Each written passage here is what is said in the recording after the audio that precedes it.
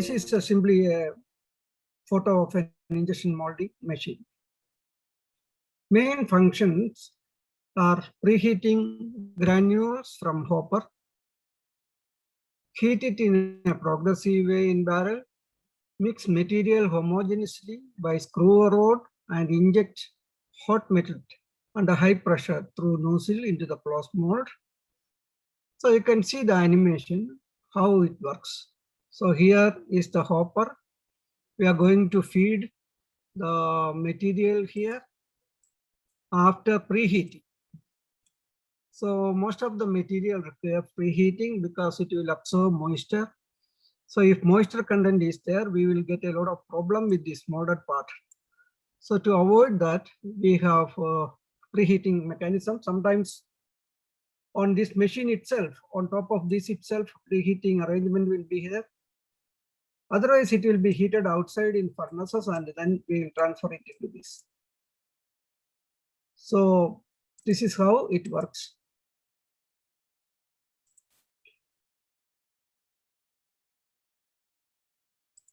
Now, after you put it inside, just now as we have seen in the video, this material will go forward, and we have two types of heating arrangement here. From inside, because of the pressure developed by the screw, and outside there is heat ribbons. So inside and outside will be heated, and the melt will be getting sufficient temperature. Then we are injecting this into the mold, and once it is cooled, open it and then we eject it out. This is the working principle of an injection molding machine. Here the clamping unit, you can see there is hydraulic type or toggle type, etc. we are using. So hydraulic type will be more efficient and it can give more force. Toggle type is mainly used for lower tonnage machines. And there are many types of injection molding machines. The mainly used one is a horizontal inline injection molding machine, just now what you have seen. And sometimes horizontal clamping and vertical injection. That means clamping will be here, but the injection screw and barrel will be from the top. Then vertical inline injection machine. This is used for insert molding because once you put the insert inside the mold, before you inject the plastic, if it is vertically aligned, it will not fall down. So that reason this is being used. So this is mainly used for insert molding. Then there are vertical clamping, horizontal injection machine, plunger type, screw type, screw cum plunger type, etc. So these screw type machines are the one which we are using maximum. Plunger type is being used all the time, and nowadays it is for the hand molds, small just for making small parts, very small parts. It is being used. So all precision parts nowadays we are using screw type injection molding machines. So other type injection molding machines are special purpose machines, which we will be using when and where we require it.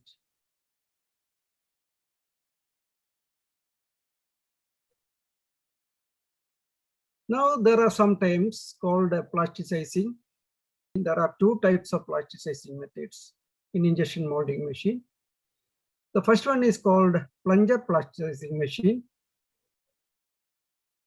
where the plasticizing is done inside the plunger. Just like a die casting machine it will be. There is no screw and barrel. The second type is called a screw plasticizing machine. So two types. These plunger plasticizing machines are nowadays not mainly used except for very small parts.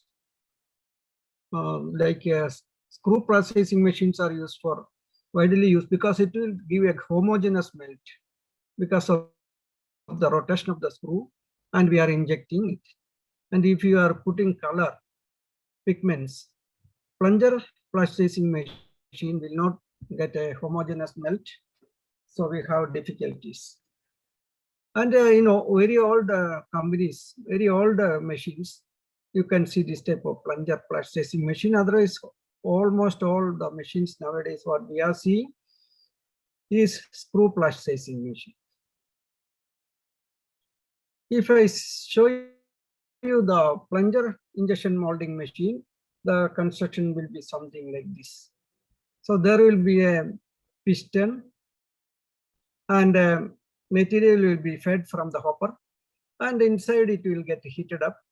There is a heater band outside, and to spread the material, inside there is a mechanism called a torpedo, so that this huge bulk of material will be spreading around the torpedo. So it will be uniformly heated to a certain extent. Then we will inject this.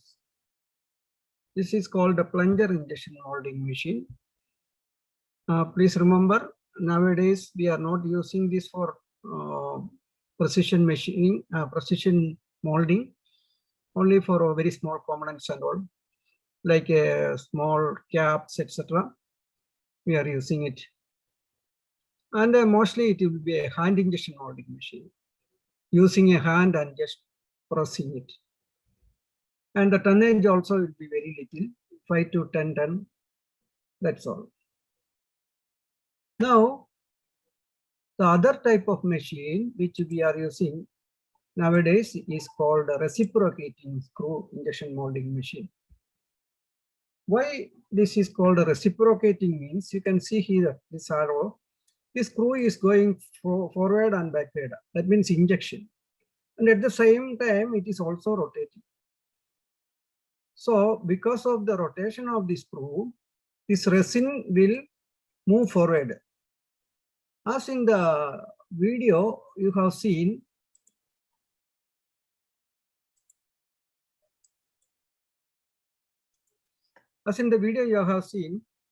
this screw section, initially it is called a feed section. The feed section will be the depth of the screw will be more. Then here in the center, it will be melt sector. This will become plasticizing section. This will become smaller. And again, metering section. Three sessions will be there in this screw. So that is how the screw is being made. It is not straight. This thread depth will be varying. Initially, it will be little deeper, so that it will feed faster. And as it comes, this volume will get reduced. So a lot of pressure will be applied on the material. And because of the pressure, this material will get heated from the inside. At the same time, we have all these heater bands outside. So it will heat from outside also. Then by the time it reaches this metering session, this will be ready for injection. And when the material is accommodated here in the front section, then the volume of this can be controlled. How much volume you want, that can be set on the machine. And once that volume is achieved, you are going to inject this material into the mold. That is how it is happening. So this is called a reciprocating screw injection molding machine. So as we have seen, in this type of machines, the homogeneity of the melt is far better than the plunger type of injection molding machines. Look at the different parts. We have a tie rod and a mold here, clamping. And this is the injection side, injection unit. In the injection unit, we have feed hopper, heaters, barrel, screw, nozzle, all this type of things. Then here we have, in the middle, we have mold. And we have seen that there is a stationary platen which will not move, and a movable platen which will be moving. And the ejection, everything will be set on this moving platen or moving side. So there are 4 stages usually for injection molding process. First is called a plastification or plasticization, where the melt is being melted, or the solid, it is melted from solid to melt. So that process is called a plastification. And the second one is injection. So once the sufficient material is reached here, this we can set to how much volume is your shot weight. Then we can inject this into the mold. That is second phase. And third phase is packing and cooling.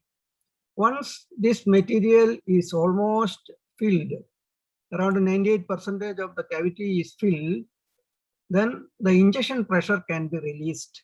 Injection pressure is very high, and we will change it to packing pressure or holding pressure, we call it as. At the same time, cooling will start. So this holding pressure and holding time, we have to control.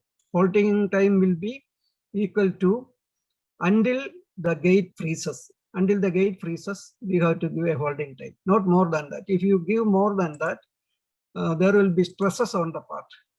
So that's not good. Then part will be ejected once it is.